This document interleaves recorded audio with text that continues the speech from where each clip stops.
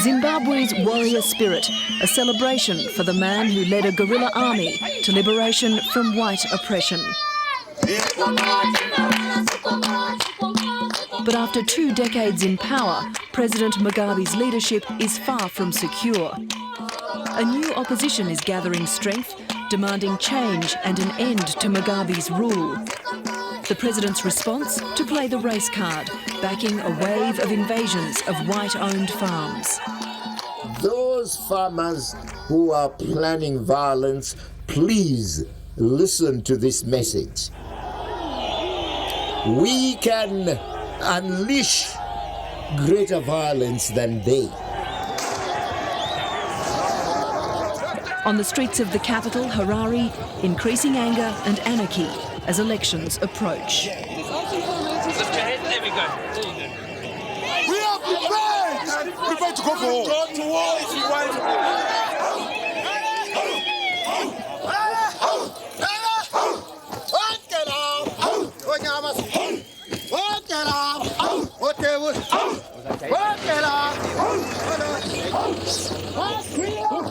For 20 years, Robert Mugabe has ruled Zimbabwe virtually unchallenged.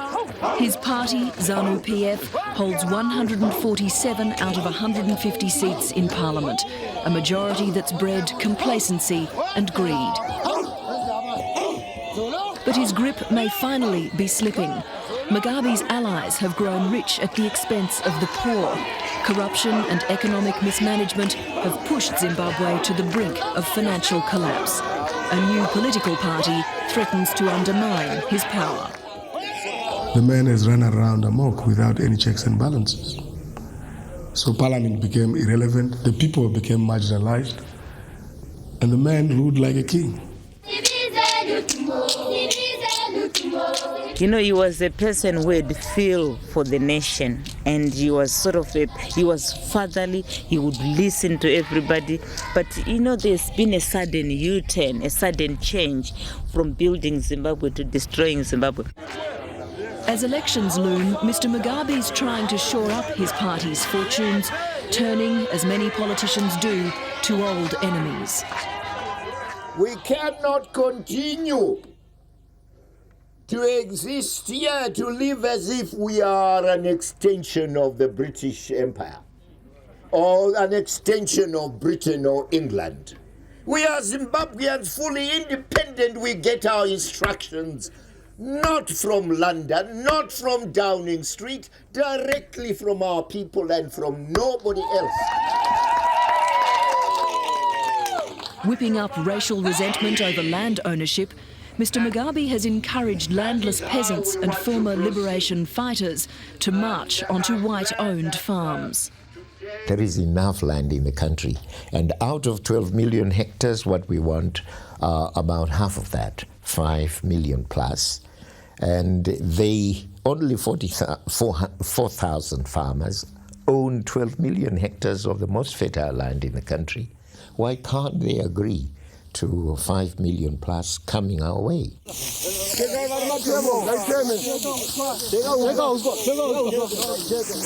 The president denies he's instructed the war veterans to act, but has done nothing to enforce court rulings that say the occupations are illegal. Across Zimbabwe, up to 900 farms have now been invaded by ZANU-PF supporters. This group has set up camp within sight of Rory Hensman's homestead. That's a very real threat when you've got someone standing there saying, chap, you're on the next boat to England. You can't take it with a pinch of salt. Well, I didn't actually intimidated him, but I told him that we have come to occupy your farm. Maybe somebody can say it's intimidating, but I was telling him that we are here now to occupy the farm. I was born here. I've lived here all my life. I've never had any intention of going anywhere else, and I still don't. I've sunk my life into this farm. I love it. I've got people working for me here who worked for my father. We've got a number of chaps here who've been here, well over 50 years now. Rory Hensman's father bought this 3,000-acre farm in 1942. Over the years, as well as grazing cattle, he's planted soya, tobacco and seed crops. With more than 400 workers, it's a lifestyle he simply couldn't have anywhere else. They've driven all our forefathers from this land, so now I don't think they belong here. But if he wants to stay with us, there's that room for him to do so, because he's a citizen by birth. We can even give him 30 hectares that everybody's going to get, or 90 hectares, whatever. I don't believe it's a question of land at all. There's plenty of land available. They all know that. Everyone knows that. It's a political gimmick by ZANU-PF to intimidate the farmer and the local population. Intimidate them to do what? To vote for ZANU-PF.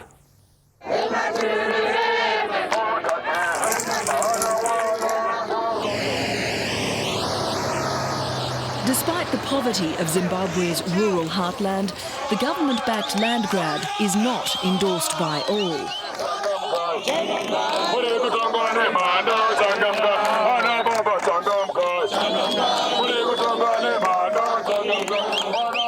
Here in the town of Bindura, thousands of farm workers, fearful of losing their jobs, have come to hear the leader of the movement for democratic change, Morgan Tsvangirai.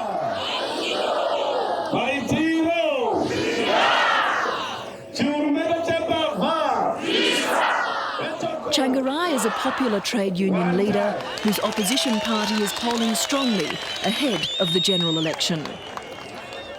He condemns farm invasions, saying land redistribution must be lawful, with proper compensation for those who choose to leave.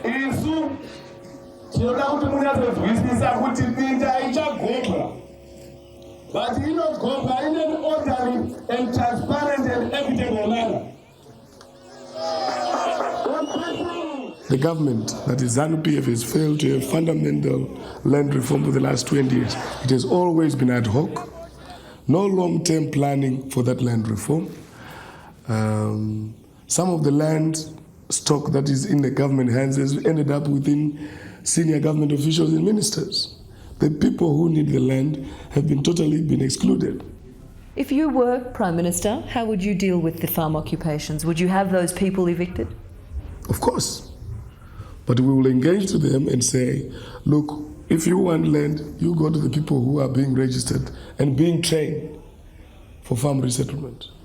You cannot be allowed to run around the country like outlaws, violating and deliberately breaking the law. Cannot accept that. Tsvangirai peppers his rallies with calls for transparency, accountability and an end to corruption, regularly calling for Mugabe's arrest.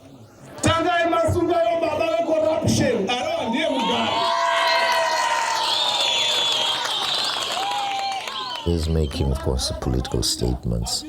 And if I were to be arrested in corruption, you would have to say, wow, what corruption there has been. I don't want to say I'm an honest man, but I leave the people to judge me. You say at every rally Mugabe should be arrested, and in fact the other night you just said arrest the bugger. On what specific grounds do you have to justify that statement? Well, first of all, I think that will have to be from the facts that are on there, on human rights abuses, on break of the law, when he has taken oath to uphold the law, on threatening opponents with death, on corruption.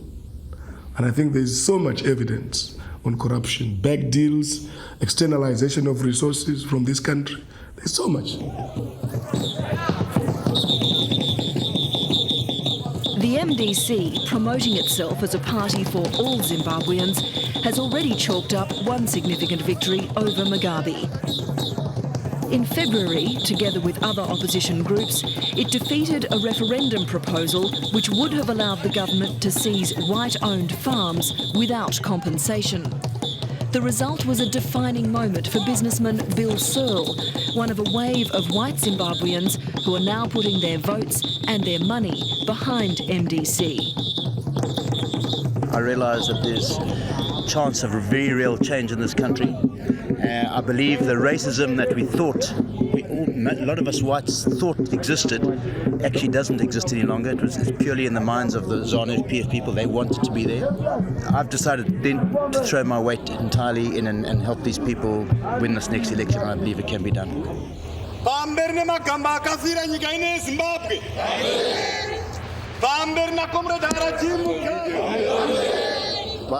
But supporting the opposition brings with it threats of recrimination. If it means that all of us are going to die, MDC is never, and I'm saying never, going to rule this country. Douglas Mahia is a leader of the war veterans in Harare. Loyal to the president, he's been organising farm occupations and threatening violence if anyone tries to stop him, especially the MDC. We'll continue fighting until we have the land. Whoever is stopping us from the land, we'll fight. We'll use all methods to ensure that we have the land, because it is the same struggle that is continuing. In other words, the struggle continues.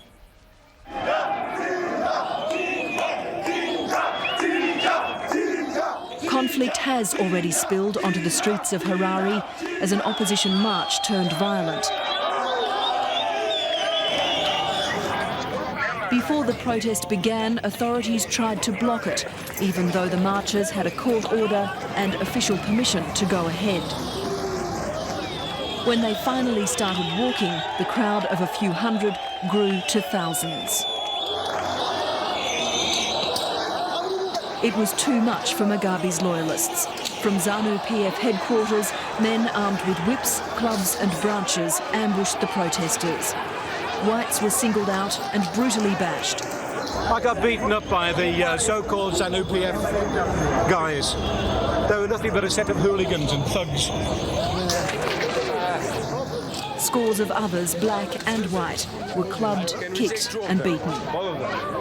We are really disappointed. This country belongs to 12 million people, not 50,000 war veterans. This is our country. If Mugabe's time to go comes, he will definitely go. We'll make him go. If he wants a war, we'll leave our offices and go to war. Yes. The public knows what's wrong and right. Mugabe is no longer wanted by the people. The people want a new leader. 20 years ago, President Mugabe led his nation from white rule to independence. Here at Heroes Acre, tribute is paid to those who gave their lives for the struggle. But even one who fought with Mugabe against the forces of Ian Smith now says he's lost his way. Margaret Dongo, a former freedom fighter, says she went to war for democracy.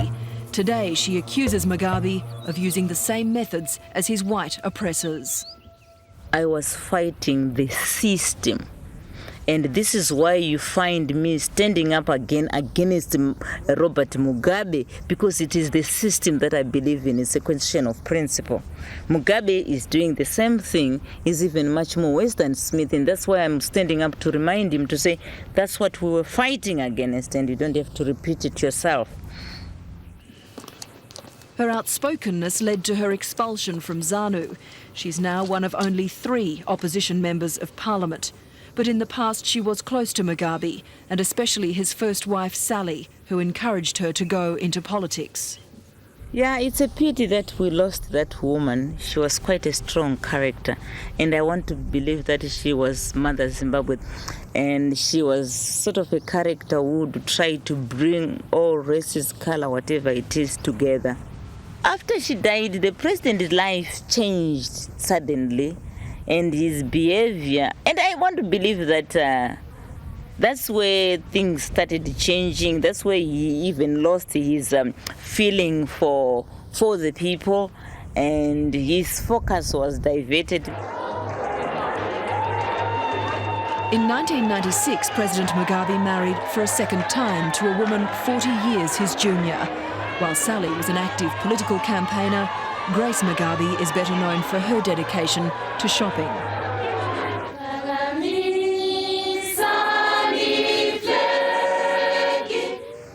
The president seems to be slipping away from his earlier ideals, constantly blaming Britain for his nation's woes, with erratic outbursts against the Blair government, whom he describes as gay gangsters.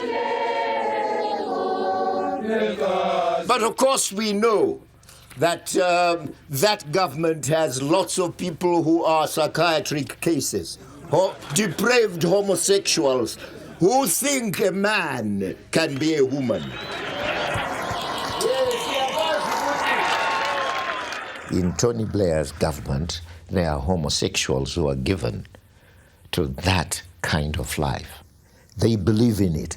They want us to accept it. We have said, no, we won't accept it here. The president is increasingly isolated. Among the people, there's a growing sense of disappointment.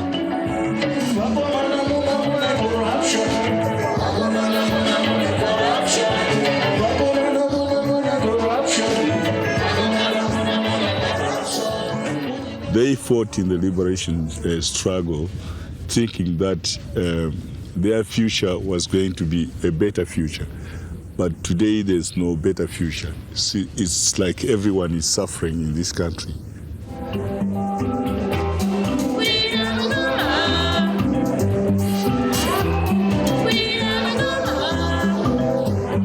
Thomas Mapfumo, the Lion of Zimbabwe, once made music about liberation. Today he sings songs of corruption, which ZANU is trying to ban from national airwaves. With his finger on the popular pulse, he says the message to Mugabe is that it's time to go. People don't want, the president anymore. They think he had, stayed a long time, and they've actually had enough of his ruling party, the ZANU-PF. And so they are looking for a change. And when they say they want some change, that means they want a new leader.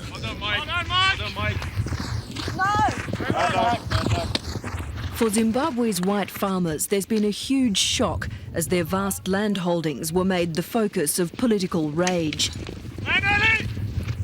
And their fears have been exacerbated by Parliament's recent decision to overturn the results of February's referendum.